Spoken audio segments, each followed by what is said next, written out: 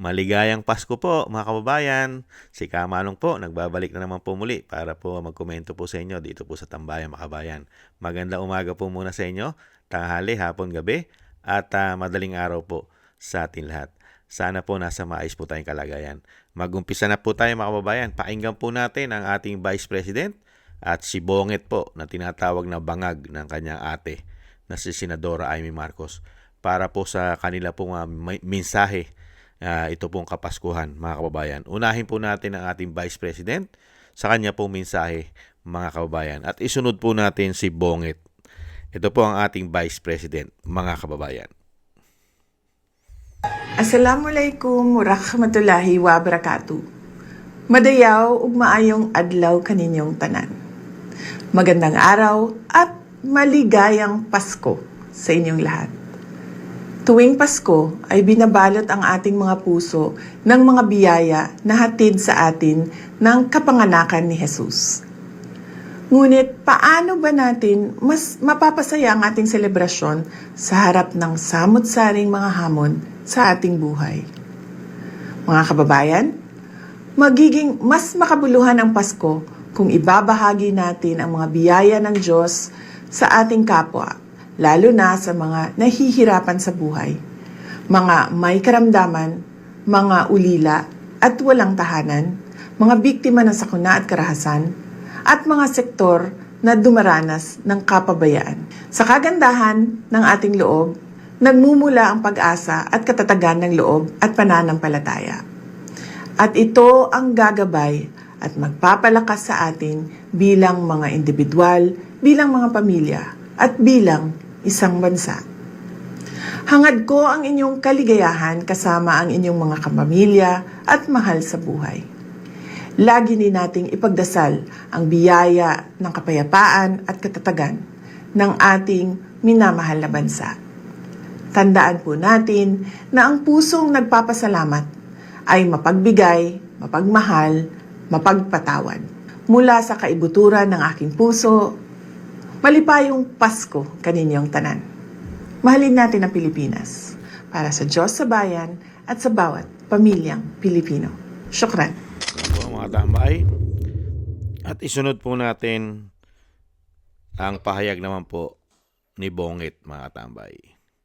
Yan po ang ating Vice President. Isunod po natin ang Bonget. I-set up ko lang po mga kabayan. Ito po. Maligayang Pasko po sa inyo. Sana po nasa maayos po tayong kalagayan lahat mga kababayan. Ito po. Umpisahan na po natin. Si Bonget. At diretso work daw si Pangulong Bongbong Marcos. May tip siya ngayong Pasko. Kung ano yan, panoorin natin to. Ano ang dapat gawin kapag hindi mo gusto ang regalong natanggap mo sa exchange gift? Pwede ba ito? Ilang pirasong lumpiang Shanghai ang dapat kainin? Ano ang dapat sabihin sa kamag-anak kapag sinabi niya, "Uy, tumaba ka"? Obligado ba kaming magbigay ng regalo sa aming mga inanak? Ingat lang po sa pagmamaneho kung saan po kayo pupunta. At siyempre, mag-ingat sa mga paputok. Iwasan na natin yan. Doon na po tayo sa mga torotot at iba pang malingay na mga laruan. Para kumpleto at masaya ang pagsalubong natin sa darating na bagong taon. Merry Christmas! Happy New Year po! Mga kapatid, Yan po mga tambay. Ang pahayag naman po ni Bonget mga kababayan. Yan po mga tip nila. Anong tip po ang napakaganda po sa ating pandinig mga kababayan? Ang tip po ba ni Bonget o ang pahayag po ng ating Vice President mga kababayan? Makikita naman po natin kung anong klase po silang mga leader. Hindi po ba? Pati na nga lang po sa mensahe eh. ibang-iba po yung tip ni Bonget. Ikumpara mo po sa mensahe ng Vice President. Hindi ba? Merong malasakit at pagmamahal sa pamilya at sa kapwa-tao mga kababayan. At syempre, ito naman pong Kapaskuhan na ito, masayang-masaya po si Bonget, mga kababayan. Dahil nakita po natin ang kanyang kasiyahan dahil sa ginawa niya po sa ating bansa. Hindi po ba? Binigyan po tayo ng napakagandang paglilingkod ni Bonget na tinatawag na bangag ng kanyang ate. Hindi po ba? Nakita niyo naman po. Binaon tayo sa utang, sa kahirapan, at grabing pamumulitika at grabing korupsyon umano. Napakagaling po nila. Napakagaling po niyang maglingkod. Grabe po, mga kababayan. Ibang klase po sa kasaysayan ng panahon o sa kasaysayan ng bansa, nagkaroon po ng ganitong klaseng Pangulo ang Pilipinas umano. Kaya nga po sinasabi ng mga kababayan natin, like father, like son. Hindi po ba? Kaya dito naman po sa ating Vice President, talagang ma-appreciate mo yung diwa at talagang yung nasa puso pa rin po niya yung paglilingkod talaga. Dahil po hinihingkayat po tayo na ang diwa ng Kapaskuhan ay pag-ibig at pagmamahal, lalong-lalo po mamahagi tayo o tulungan natin kung may kakayahan tayo. Siyempre po, ang Vice President, ano po ang sinabi niya? Yung mga nangangailangan, yung mga kapuspalad, yung mga nasalanta ng bagyo. Di ba? Yung mga walang tahanan, walang bahay. Hindi ba? Kaya magkaiba sila ni Bongit sa pagdating po sa mga pahayag, lalong-lalo po yung totoong leader. Malalaman mo talaga yung totoong leader, lingkod bayan, ay nasa puso niya ang paglilingkod. Hindi po katulad nung naglilingkod lang sa bibig pero walang puso at walang gawa umano, mga kababayan. Pero ang diwa ng Pasko, pag-ibig, mga kababayan. Siyempre po, kung may kakayahan po tayong magbigay, at lalong-lalo po sa sinasabi po ng ating Vice President, yung mga kapuspalad, at siyempre po pag-ibig at pagmamahal, lalong-lalo po sa ating pamilya. At siyempre sama na po natin, siyempre ang ating bansa, mga kababayan, dahil isa lang naman po ang ating bansa. Hindi po ba?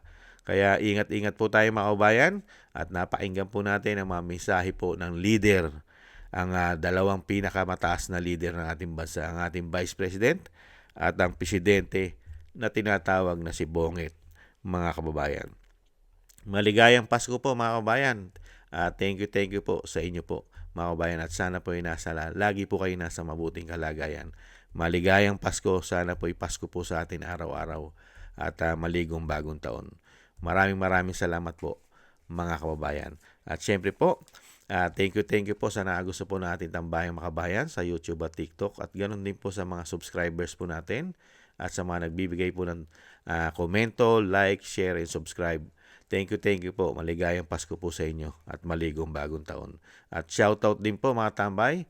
Shoutout po sa mga nagbibigay naman po ng tulong. Thank you po kay Balance Vision TV, Nancy Lumampao, Tatay Nick ng Canada, Gay at Siena, Norma Garcia, Michelle Yamaguchi ng Rosalina, Wills Bubbles, Arpel Villacorta, Chidorico Erguisa Jr., Annie Jo, ako si Pilam, Jovelyn Watanabe ng Japan, Jem Aris na United Arab Emirates, Julieta Silona ng Sydney, Australia, Gina Ray Solidides ng Berlin, Germany, Jake Yahut 4531 ng Maisog, California, USA, Kingston, Bei Chichiyoko at si Sir Eric Hershio ng Canada. Thank you po sa mga biyaya po. At Merry Christmas po. Maligayang Pasko po sa inyo at maligong bagong taon.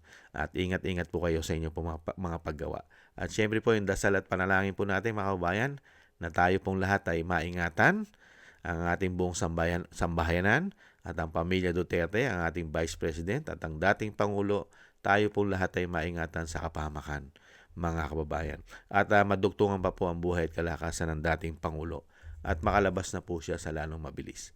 Maraming salamat po mga kababayan. Siyempre po, maligayang Pasko at maligong bagong taon. God bless po sa atin lahat.